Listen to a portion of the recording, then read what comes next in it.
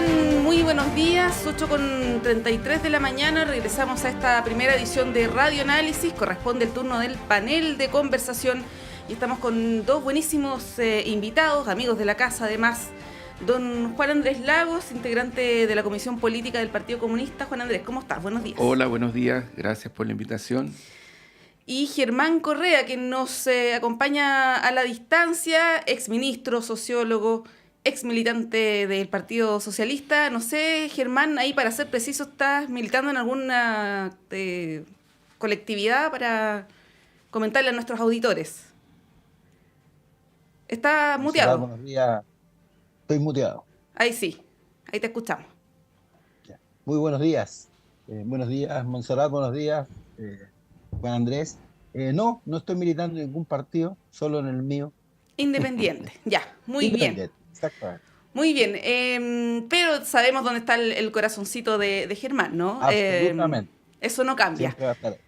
Bueno, hartos Sí, temas para comentar y quiero partir, y además aprovechando la presencia aquí de Juan Andrés, de comentar los dichos del senador Núñez, que generaron harto revuelo. Ayer incluso la agenda mediática se trasladó para allá, portada de los diarios, ¿no? Incluso más que otros temas, y generó muchas reacciones en la oposición. Principalmente en la oposición, no tanto en el oficialismo, o algunos respaldos, el presidente de Revolución Democrática, algunos diputados socialistas, como el diputado Leo Soto, por ejemplo, ¿no?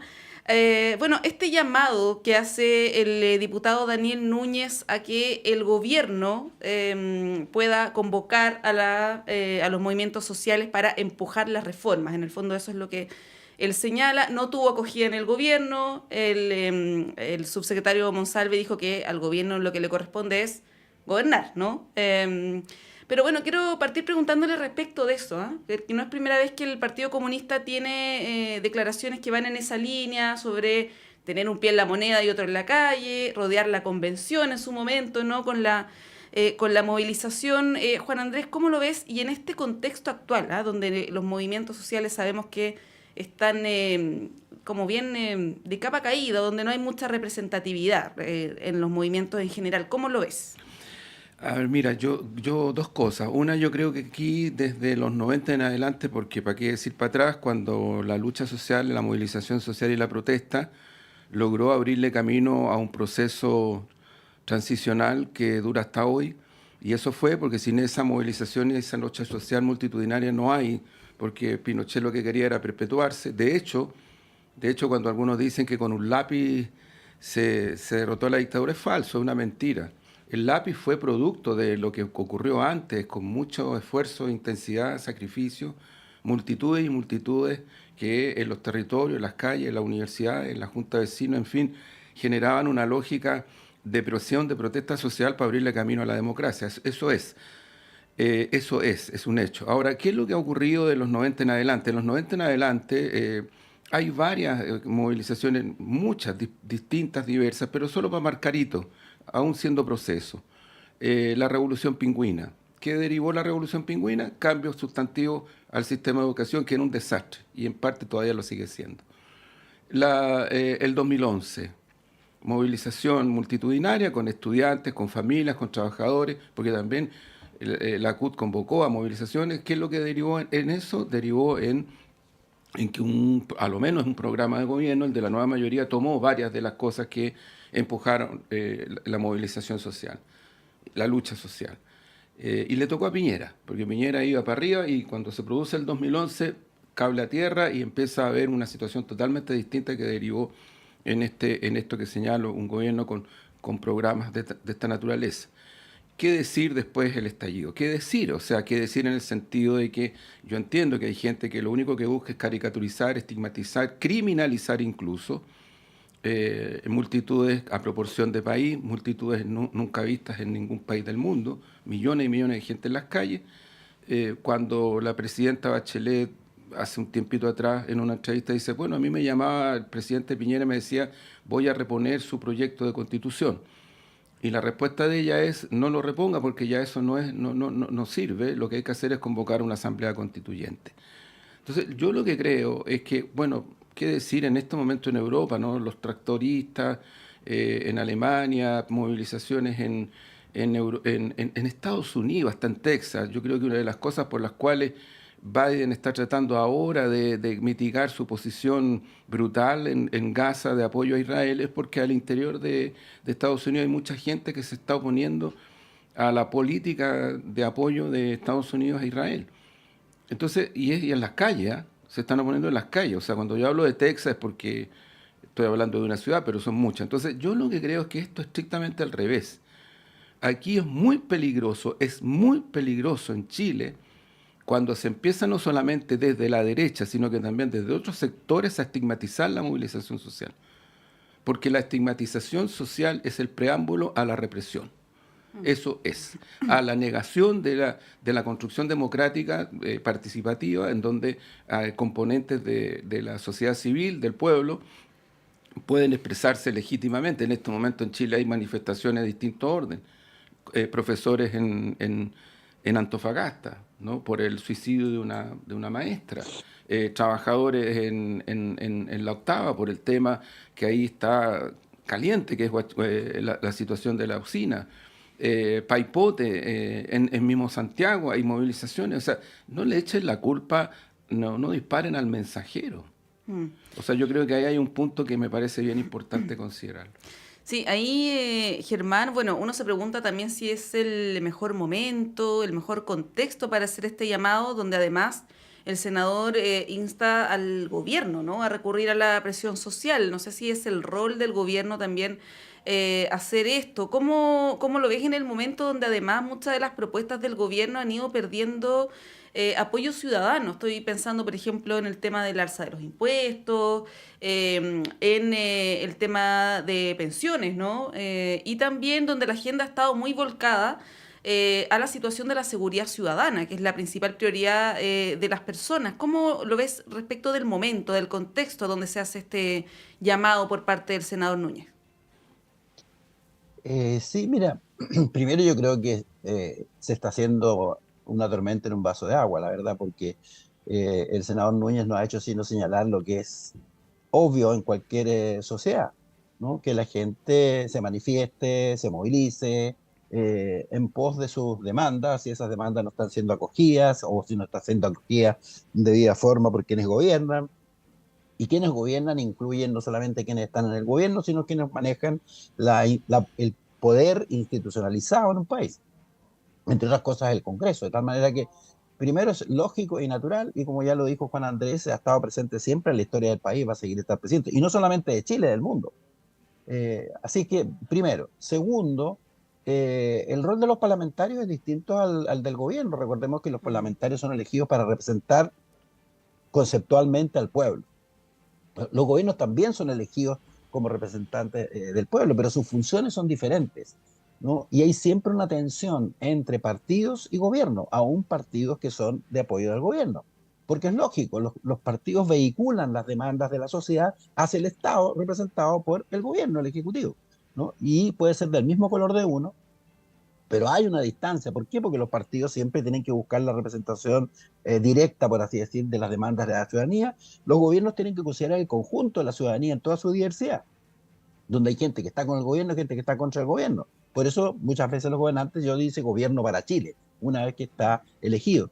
Y ahí obviamente se produce un espacio de tensión entre lo que son los intereses, objetivos y funciones del gobierno y lo que son las funciones del Parlamento, que está mucho más cerca de la representación directa de sectores de la ciudadanía que cada cual representa. Así que lo que Núñez ha dicho es, desde el punto de vista de la ciencia política, la sociología política, lo más obvio y natural del mundo. Además que es históricamente así.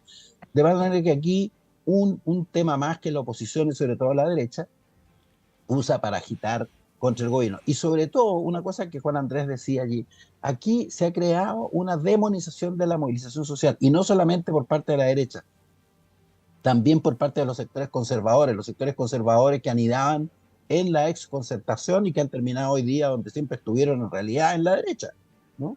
Y por eso que boicoteaban todas las políticas progresistas, no todas las reformas que Bachelet trató de hacer. Recordemos que el bombardeo vino de esos mismos personajes, de Rincón, de Walker, los mismos personajes que hoy día se alinean con la derecha, fueron los que bombardeaban las reformas que Bachelet trató de llevar a cabo.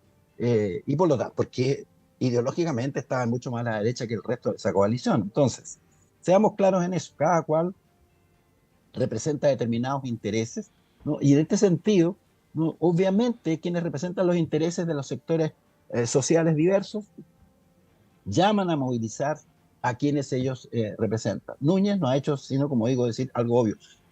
Lo que incluso los gobiernos a veces convocan a movilizaciones, pero es lógico y natural también si los gobiernos tienen partidarios, tienen gente que los apoya, ¿no?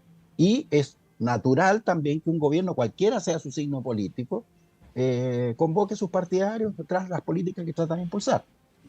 Así que yo diría que, una vez más, hay aprovechamiento de una declaración casi obvia de un diputado, ¿no? Ahora lo que el diputado podría hacer y su partido es llamar ellos a la movilización, Sí. porque esa es la función más próxima a la función de los partidos y de los parlamentarios.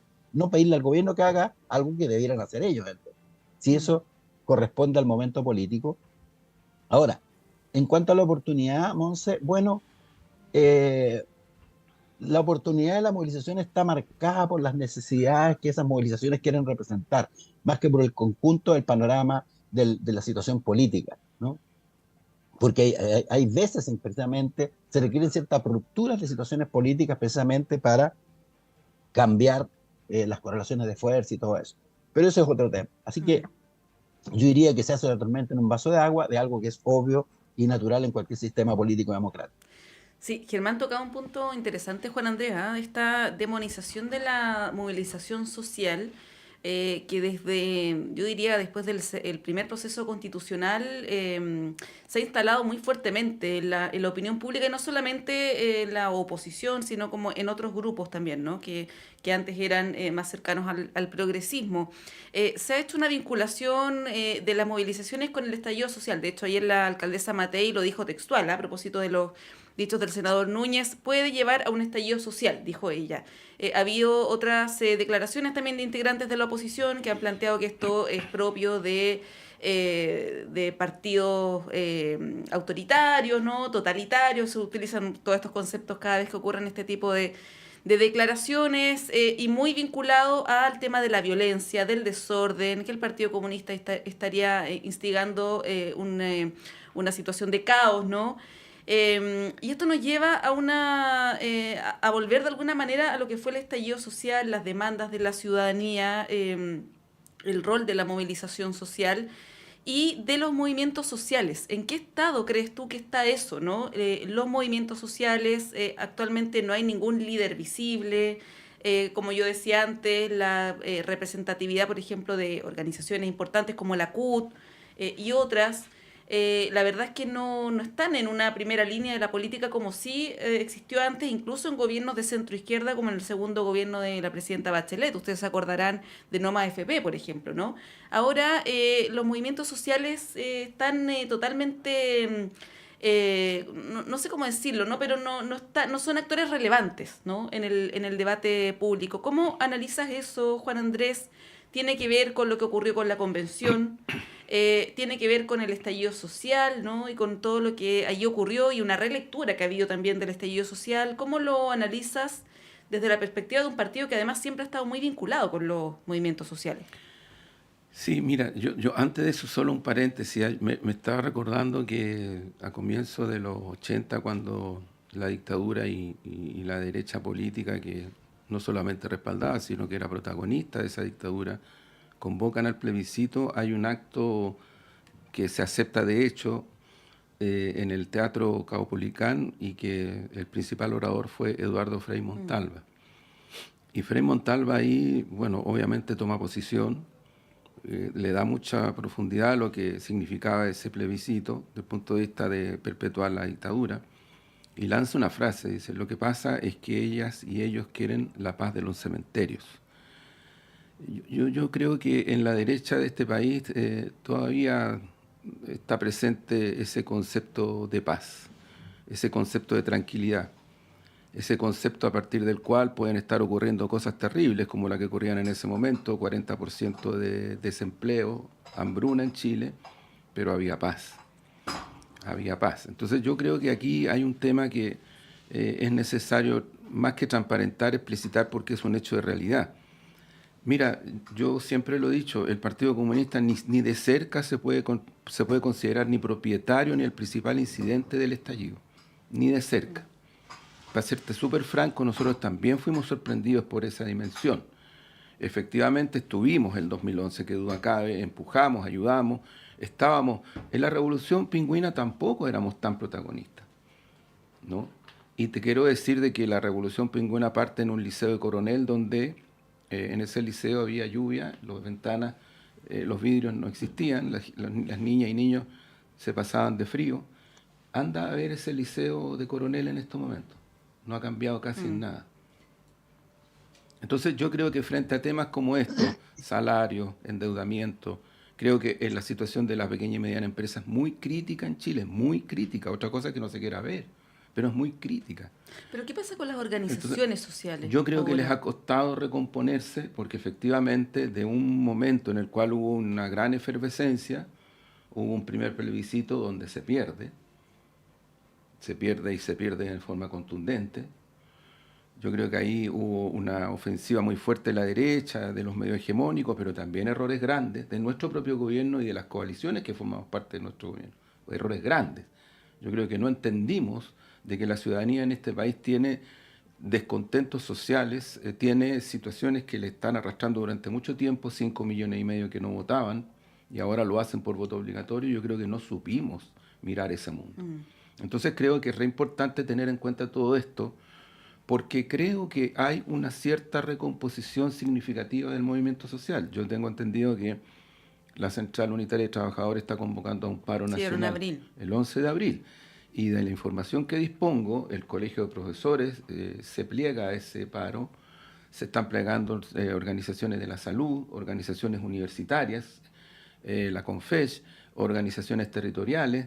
O sea, yo creo de que viene fuerte de nuevo una reactivación del mundo social que lo que está buscando, más que ser protagónico por serlo, lo que está buscando es que efectivamente se canalicen de verdad las demandas sociales que tienen tanto tiempo de ser postergadas. Ahora, si eso ocurre, Juan Andrés, le van a echar la culpa a tu partido. Obvio que sí. Germán, ¿tienes algo que comentar sobre este punto? Sí, mira, un par de cosas. Uno, cuando se alude a la opinión pública, ojo con eso, porque la opinión pública es la que construyen los medios de comunicación. De aquella que se habla es la que construyen los medios de comunicación. Y los medios de comunicación están controlados por alguien. Y en Chile están controlados por los propietarios de los grupos económicos, quienes controlan Chile. Como en el mundo, ¿no? Lo estamos viendo hoy día con relación al genocidio en Gaza, donde hay un silenciamiento de ese genocidio por parte de los medios de comunicación del mundo, de Estados Unidos y de Europa, que están apoyando el genocidio que está llevando a cabo el Estado de Israel. Entonces, todo lo que se sabe de las atrocidades que se están cometiendo están transcurriendo por líneas alternativas de los medios sociales. Todo lo que se sabe. Porque en muchas partes incluso se prohíben, ojo, las movilizaciones de las personas, de la gente, en apoyo a Palestina por el genocidio al que está haciendo objeto su pueblo día a día, minuto a minuto. Masivamente contra la población civil. Y estamos viendo en vivo y en directo cómo los medios de comunicación oficiales de cada país, que están controlados también por los grupos económicos de sus respectivas sociedades, que además nos controlan a nosotros de pasadita, manejan la información en función de sus propios intereses. Pasa lo mismo en Chile, donde además los medios de comunicación en general, casi la gran mayoría, ¿no?, están controlados por los propietarios de los grupos económicos, ¿no? Entonces, seamos claros respecto a la opinión pública, entre comillas grandotas. No se expresa la opinión de todos los sectores de la sociedad chilena a través de lo que los medios de comunicación oficiales, por así llamarlo, para distinguirlo de las redes, dicen. Primera cosa, ¿no? Así como tampoco hay una comunidad internacional. Cuando se habla de comunidad, y hoy día ha quedado súper claro con lo de Gaza. Esa comunidad internacional es la comunidad de los países más desarrollados. Se ha visto en las votaciones de Naciones Unidas. 5 países de 197. 5 países de 197 están protegiendo el genocidio en Gaza, contra la opinión de 192 países del mundo que están en contra, pero están acallados. Claro, porque los 5 controlan el mundo. Ahí están las grandes corporaciones mundiales que nos controlan a todos. Entonces, ojo con el concepto de opinión pública, ojo con el concepto de comunidad nacional o comunidad internacional en este caso. Segundo, el estallido social. Aquí el estallido social lo que cuestionó fue a la élite, ¿no? a la élite del poder en Chile, que es no solamente los grandes grupos económicos, son de todos quienes gobernamos en algún momento el país. Cuando se decía 30, no son 30 años, son 30 pesos, eso es lo que se significaba. Aquí había un reclamo ciudadano grande, contundente, pacífico, ¿no? Pacífico, porque no vamos a decir cuando había manifestaciones de más de 1 millón de personas, que había violencia generalizada. La violencia en torno a las manifestaciones siempre se produce aquí en La Cabrera, aquí, en todos los países del mundo. Es un fenómeno prácticamente natural. Son fenómenos además donde los sectores más marginales de una sociedad se ven con la suficiente impunidad para salir a destruir. Salen a destruir. Nadie los convoca. Son parte de su protesta humana, por así decir. Yo no estoy justificando eso, estoy tratando de explicármelo sociológicamente y políticamente. Y es así en todo el mundo. Pero en Chile eso se demoniza. ¿Por qué? Porque con eso se protegen los intereses y el poder de la élite, donde están el conjunto de sectores que han estado al frente del poder y del gobierno en el país. Eso es lo que la gente protestó y eso sigue estando presente. Yo no sé, ¿no?, si se va a producir otro estallido o no, cuándo y cómo es posible que lo sea, pero la sociedad suelen tener ese tipo de expresiones cuando no encuentran que los canales formales existentes en la institucionalidad recogen sus auténticas y profundas demandas, sino que son aquellas de la clase política, de la élite política, las que finalmente gobiernan. Y eso está pasando.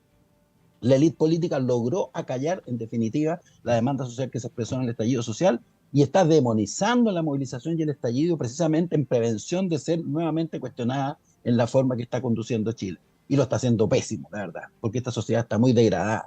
De tal manera que lo que estamos enfrentando es ese fenómeno. Hay fenómenos muy profundos en la sociedad chilena.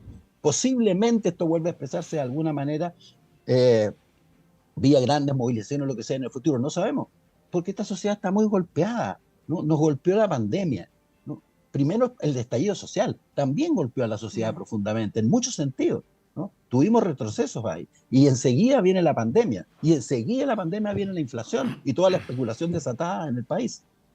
Este es un capitalismo especulativo y colusivo. No, no es un capitalismo como el de incluso Estados Unidos, que es bastante normado y donde están reguladas todas las irregularidades que los poderes económicos siempre cometen.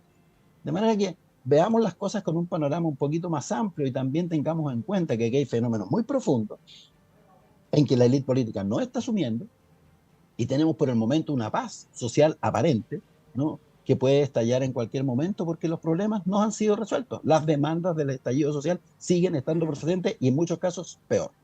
Sí, justamente iba a apuntar a eso, ¿ah? Porque claro, nadie puede vaticinar un nuevo estallido social o Lógico. manifestaciones, ¿no? Sería bastante irresponsable, pero sí se puede decir que las demandas que motivaron el estallido siguen intactas, ¿no? La situación del país no ha cambiado, las pensiones, más allá de el aumento de un poco más de 30.000 pesos de la PGU, que obviamente para una familia no es algo sustantivo, no es algo que haya modificado su calidad de vida, sobre todo que el costo de la vida ha aumentado, por lo tanto incluso uno podría decir que la situación de precariedad actual en relación a la de 5 años es peor, ¿no?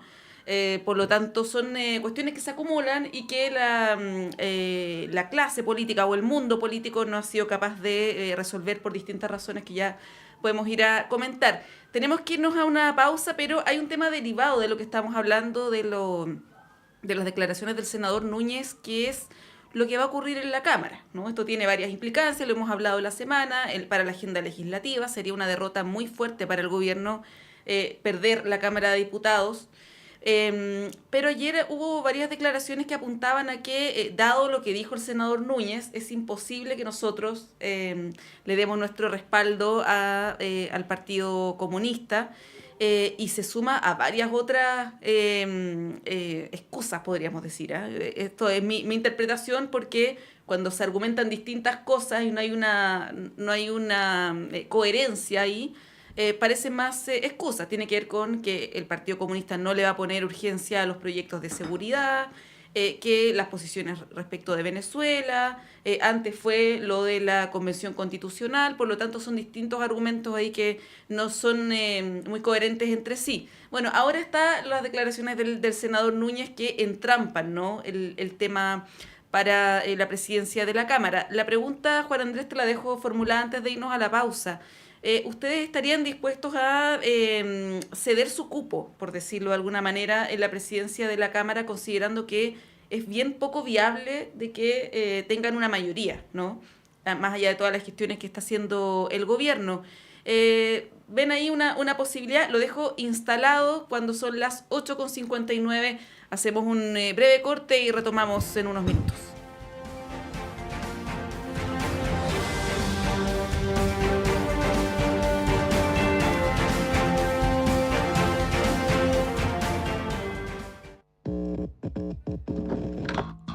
Sala Máster de Radio Universidad de Chile presenta jueves 25 de abril a las 19:30 horas al Grupo Nacional de Quirusa. Esta banda pionera de la escena musical chilena regresa a este escenario en un concierto acústico y de fina selección. Con más de 3 décadas de trayectoria, compartiendo ritmos como el soul, hip hop, funk, new jack swing, reggae, rap, rock, fusión latinoamericana y world beat, esta agrupación se presenta en Sala Máster con un repertorio desenchufado y plagado de grandes éxitos. Los dejamos invitados a disfrutar, descubrir y compartir los sonidos y colores musicales de una de las bandas imprescindibles de nuestro país. Jueves 25 de abril, apertura de puertas 19:30 horas, inicio del show 20 horas en punto. Entradas disponibles en Portal Disc y más información en nuestro Instagram @salamastercl.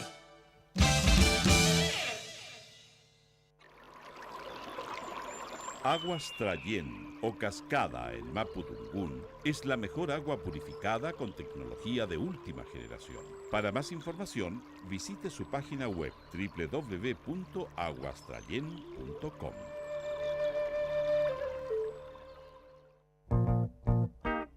Todos los sábados a las 21 horas, Alberto Mayol, Omar Sarraz, Patricio López y Antonella Esteves se reúnen para revivir la tradición de una amable conversación entre amigos alrededor de un libro y para discutir sobre literatura y la vida misma. Radio Universidad de Chile te invita a ser parte de esta República de las Letras y compartir la pasión subjetiva y personal de cualquiera que ame los libros. Te esperamos cada sábado a las 21 horas en la República de las Letras, un clásico de Radio Universidad de Chile.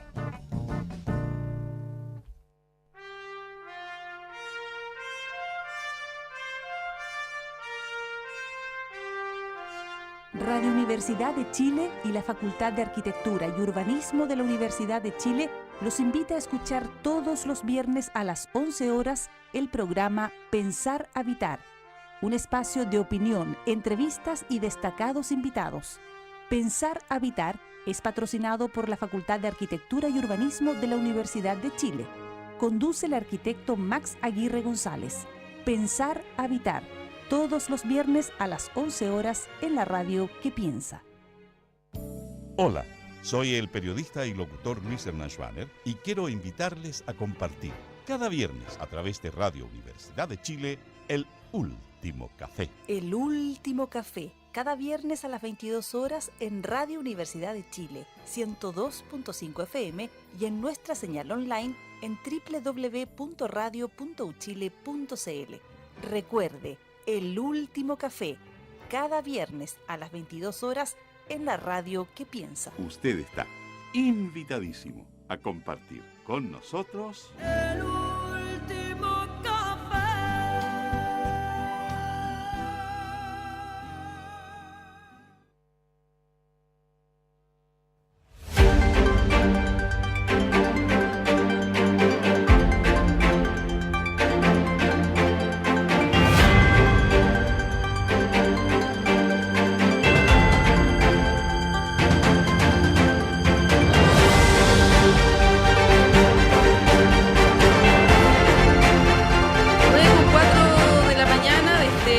Miércoles 27 de marzo de 2024 continuamos con el panel de conversación con Germán Correa y Juan Andrés Lagos. Yo había dejado instalado el tema de la presidencia de la Cámara y si el Partido Comunista tendría la disposición de buscar otro candidato dentro del oficialismo que pudiera reunir un apoyo mayoritario que hasta el momento no tiene esa colectividad.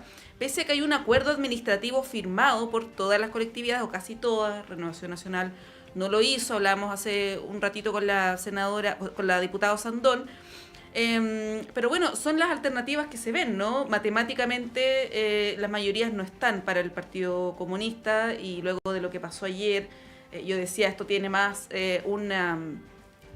suena más como excusa, ¿no? Pero bueno, el estado de las cosas. Juan Andrés, ¿cómo lo ves? ¿Cuáles son las conversaciones que hay también ahí en tu partido? ¿Cuáles son los escenarios también que se barajan? Mira, lo primero, si no hubiera un acuerdo y esto fuera materia de una controversia, uno lo podría entender como materia de controversia, mayorías, minorías, correlación en el Parlamento, en fin. Pero aquí hay un acuerdo previo.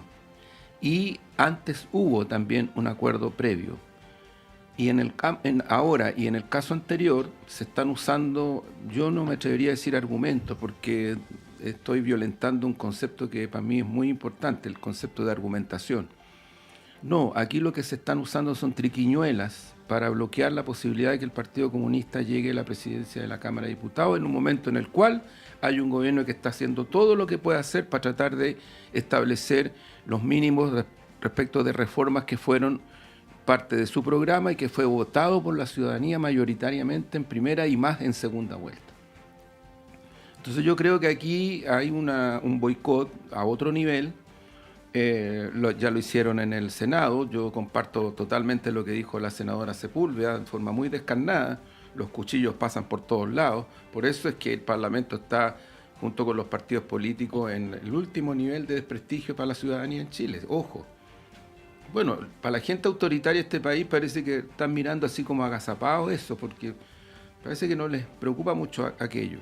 Pero creo que lo que está ocurriendo es muy grave porque se está echando abajo de nuevo un acuerdo que, claro, uno dice administrativo, sí, pero no, es político, tiene que ver con conceptos democráticos, tiene que ver con cuestiones mucho más de fondo.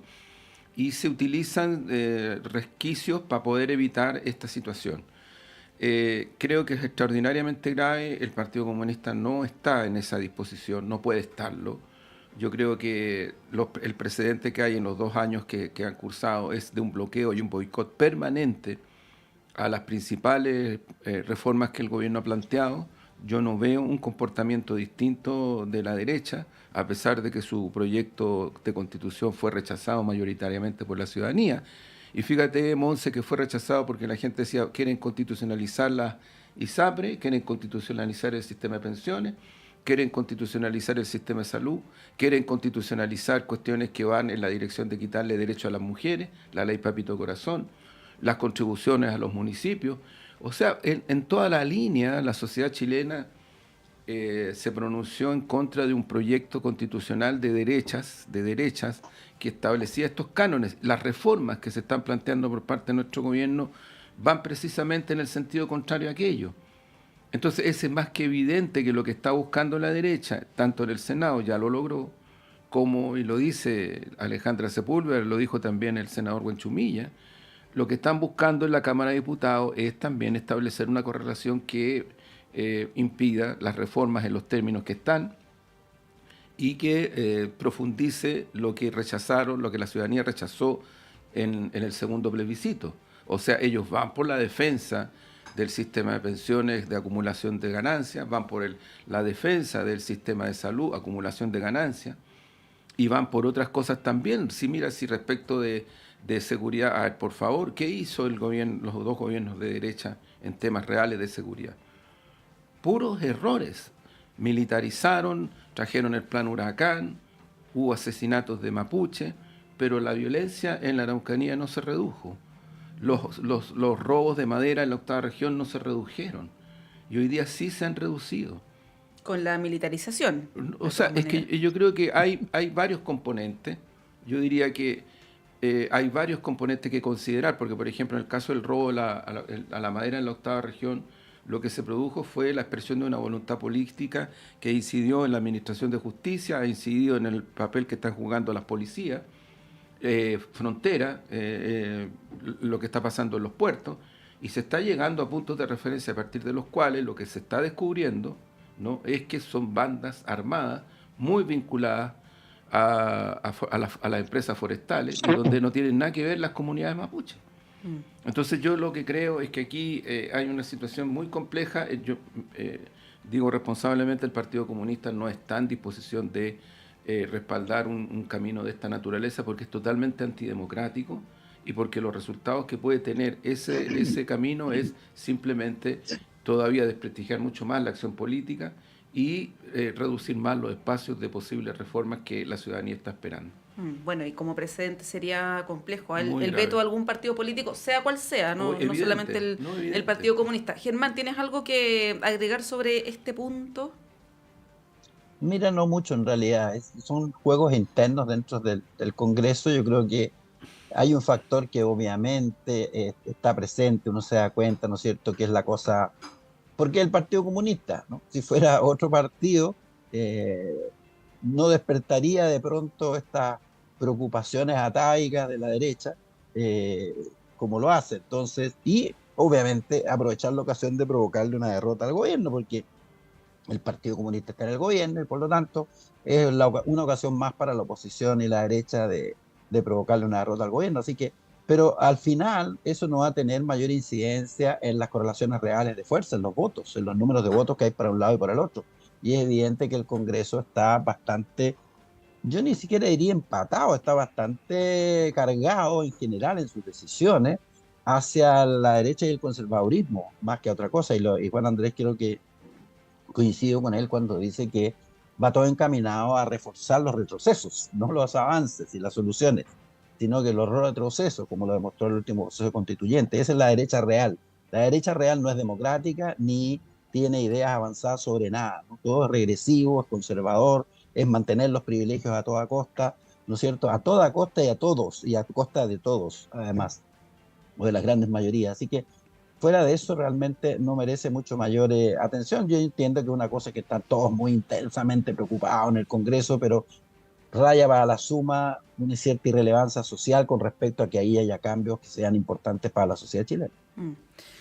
Bueno, los quiero llevar a otro tema que ha sido muy comentado también en las últimas horas, que son los dichos de la alcaldesa Matei respecto de las elecciones en 2 días. Sabemos que hay una propuesta del CERVEL que ha sido apoyada por el gobierno, se le consultó sobre esta posibilidad y ella dijo, voy a leer textual para no tergiversar lo que ella señaló.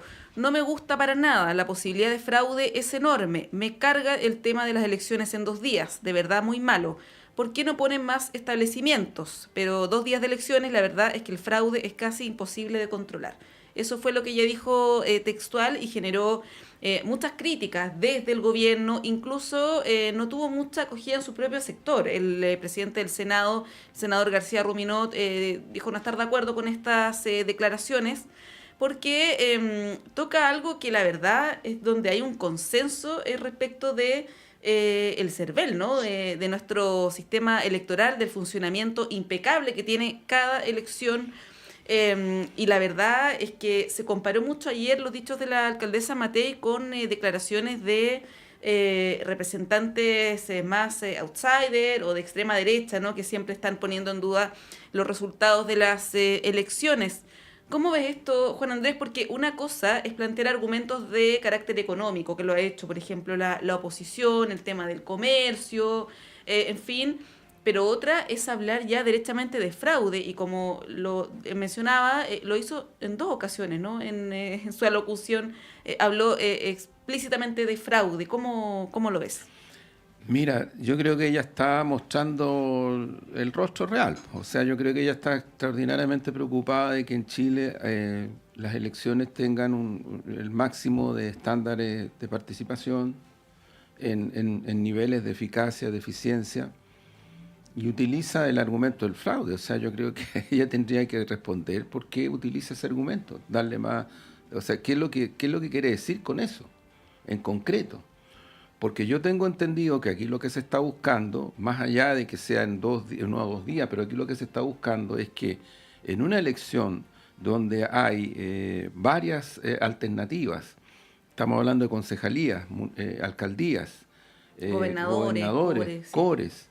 Las papeletas van a ser inmensas, en donde por primera vez los 5,5 millones que no votaban lo van a hacer por voto obligatorio. O sea, lo que se está buscando es el camino de una facilitación para que toda esa ciudadanía pueda ejercer su derecho a votar.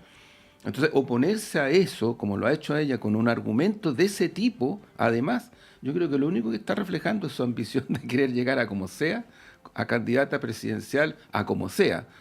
Porque yo creo que hace un cierto rato aquí hubo y han habido fuerzas políticas que sacaban las cuentas que mientras menos gente votara era mejor para ellas y para ellos. Entonces el universo electoral chileno llegó a ser el universo electoral en voto real el menos grande a nivel del continente. Si no es por voto obligatorio, Chile venía a la baja respecto de la votación. Llegó a estar menos del 40%. Entonces creo que aquí hay un tema que muestra el rostro real de Matei y de ciertos sectores de este país que no les importan las elecciones en realidad, como ejercicio democrático. Lo que les importa es de alguna u otra manera manipular los universos electorales, mientras más reducidos son, mejor. Ellos están sacando cuenta que, si bien es cierto, en el primer plebiscito estos 5,5 millones de personas votaron de una determinada manera, y después, luego, cuando se conforma el segundo grupo de constitucional, o sea, de consejeras y consejeros constituyentes, pero también esos 5,5 millones votaron como votaron en el segundo plebiscito.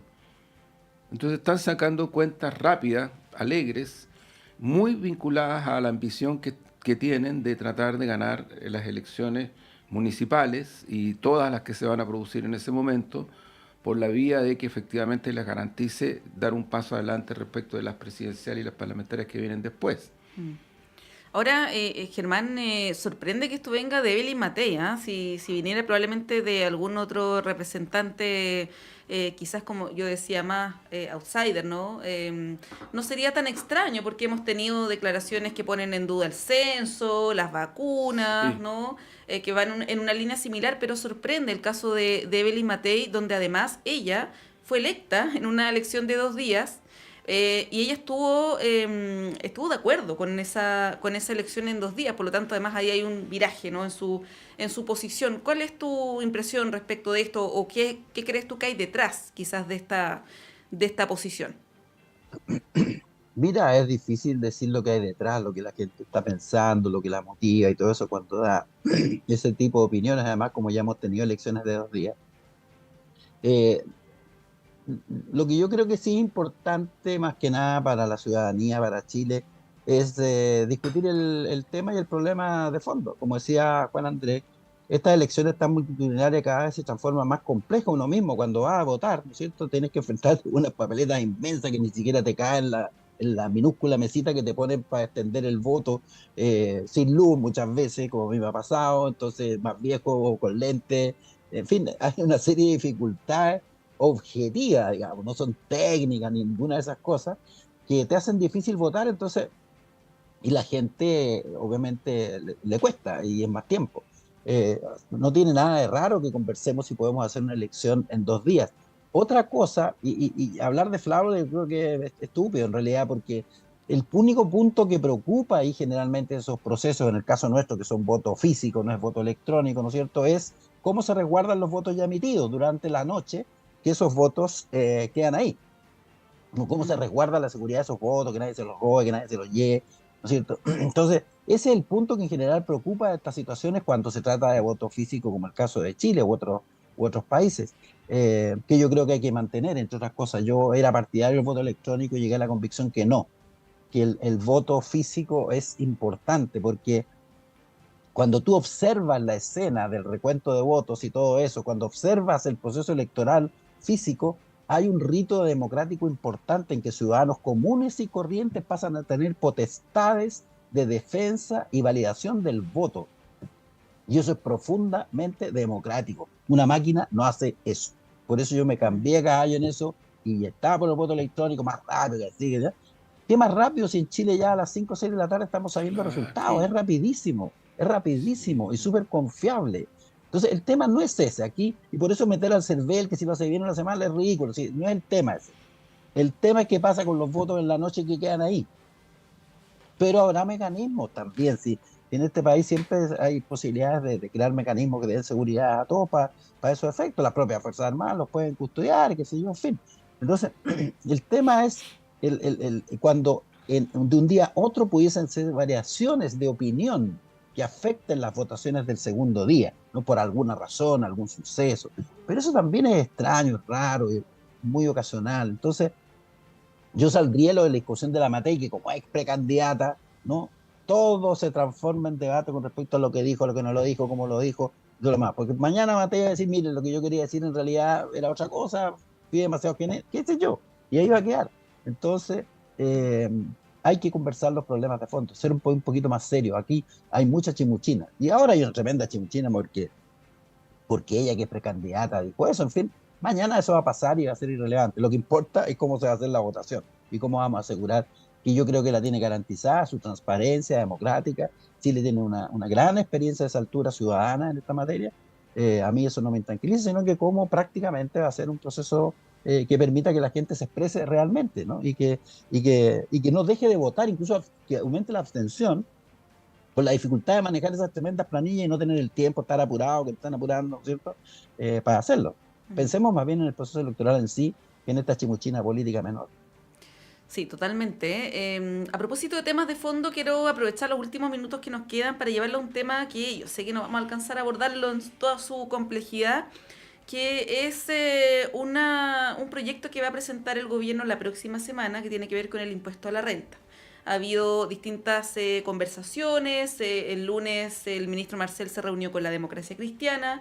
Se consensuó un alza, ¿no?, en el rango de los sueldos que serían afectos, ¿no?, a esta alza de impuestos de 4,5 millones de pesos, pasaron de 3,2, si no me equivoco. Pero esto tampoco genera consenso en el Congreso. Hoy día viene, por ejemplo, una entrevista de la senadora Rincón, esto se relaciona con lo que hablábamos en el bloque anterior, que ha criticado este entendimiento entre la Democracia Cristiana y Hacienda, manifestando que no daría su respaldo a esto. Pero esto nos lleva a otro nivel de conversación respecto de los sueldos en Chile, de qué es la clase media, de quiénes estarían afectados por esta iniciativa. El Diario Financiero saca, por ejemplo, el cálculo y serían 235.000 contribuyentes los que ganan más de 4,5 millones al mes. Se ha argumentado que esto afectaría a la clase media, ¿no?, tanto con los 3,2 millones como los 4,5. Y la verdad es que la mayoría, el 80% del país, ayer la Fundación Sol sacó un estudio respecto de eso, gana en promedio 700.000 pesos. O gana 700.000 pesos, el promedio es más bajo, creo. Sí. Entonces, claro, hay un nivel de distancia respecto de la política con la situación real de las personas. Y entre medio está esta discusión respecto del alza de impuestos, ¿no? Alza de impuestos que no tiene ninguna retribución, como sí ocurre, por ejemplo, en los países desarrollados donde uno paga muchos impuestos, pero tiene la salud gratis, de buena calidad, educación, en fin, pensiones, ¿no? ¿Cómo ves ese debate, Juan Andrés? Yo sé que lo hemos hablado en algunas ocasiones, pero a propósito de esta propuesta que se va a presentar la próxima semana en el contexto del pacto fiscal. Mira, aquí se están confrontando dos posiciones, creo yo, que son históricamente bien fuertes. Una, la posición que proviene de la dictadura, el grupo de los Chicago, que para ellos el mejor escenario es que no hubieran impuestos, o sea, son así tremendos, con tasas de ganancia de los grandes consorcios y las corporaciones enormes, con salarios muy bajos. Ahí se olvidan de la clase media, porque en realidad a la clase media la usan y abusan de referirse a ella cuando les conviene, pero cuando no pasan de largo nomás.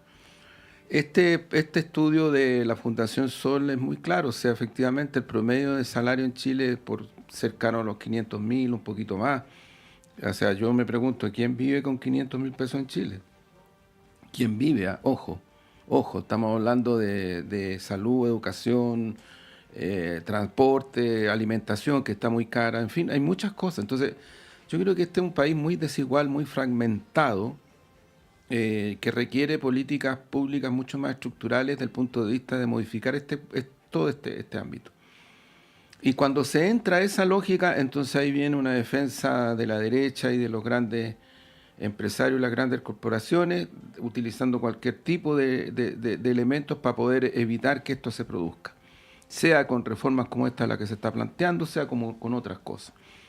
Cuando aquí se dice paguen más los empresarios, viene una campaña que ha durado todos estos días, tratando de echar abajo el concepto de que los salarios son bajos. Las 40 horas, ¿cómo la están tratando de echar abajo? La están tratando de echar abajo porque hay empresarias y empresarios que dicen, bueno, 40 horas, pero hay menos ocupación. Por lo tanto, vamos a tener que echar gente. O 40 horas, pero hay menos salario porque no tenemos recursos. O sea, nunca hay recursos para efectos de desarrollar crecimiento económico, ojo, crecimiento económico y salarios decentes, mínimos, dignos, en fin, lo que se le quiera llamar. Entonces yo creo que aquí hay un choque fuerte, va a seguir ocurriendo, pero quiero agregar un antecedente. Esto se produce en un contexto en el cual el sistema económico de este país, aplicado durante la dictadura, pero en los 90 adelante también, está colapsando. Otra cosa es que no se quiera decir.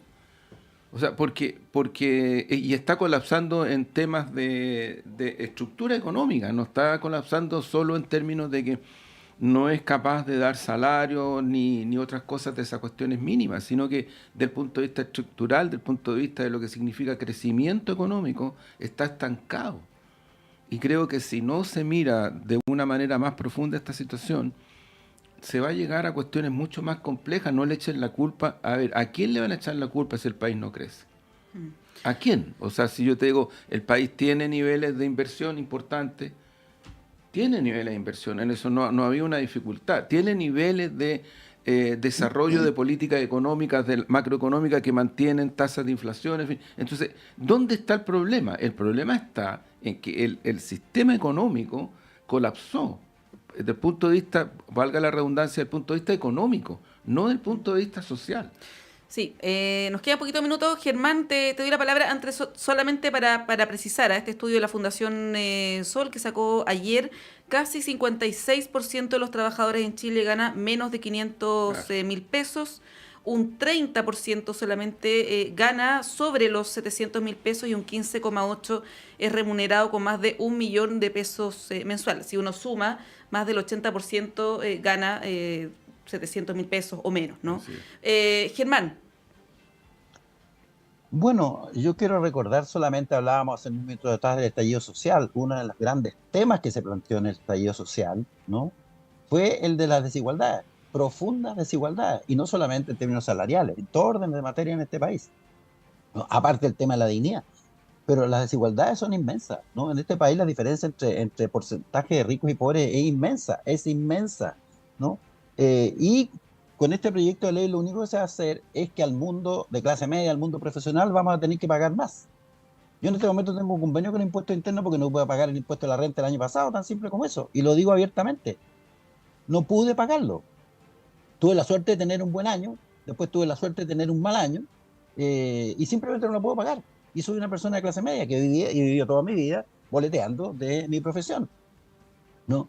Las veces que estaba en cargos de gobierno, de hecho los sueldos del gobierno eran menores que lo que yo ganaba como consultor internacional, pero había un tema ahí de gestión pública, de hacer cosas que a uno le gustan. Pero lo que yo quiero decir es que con esto solamente se va a agravar a los sectores medios y fundamentalmente a los profesionales. La desigualdad es la que ustedes acaban de señalar según los datos de la Fundación Sol. Ese es el problema. La gente no está ganando lo que debe.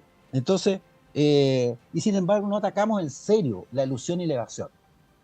Se ha dicho muchas veces, hay estudios que señalan que si atacáramos de verdad la ilusión y la evasión que hace la gente que sí gana plata en este país, que es el empresariado, tendríamos en torno a un retorno de 7.000, 8.000 millones de dólares. No necesitaríamos reforma tributaria para esos efectos, ¿no? Lo que Hacienda está haciendo con esto es simplemente apelar a su incapacidad, en el fondo, de enfrentar en serio la ilusión y la evasión. Y recurre a lo más fácil, que es echar mano a incrementar los impuestos de la clase media, que ya estamos pagando montones por todos lados, ¿no?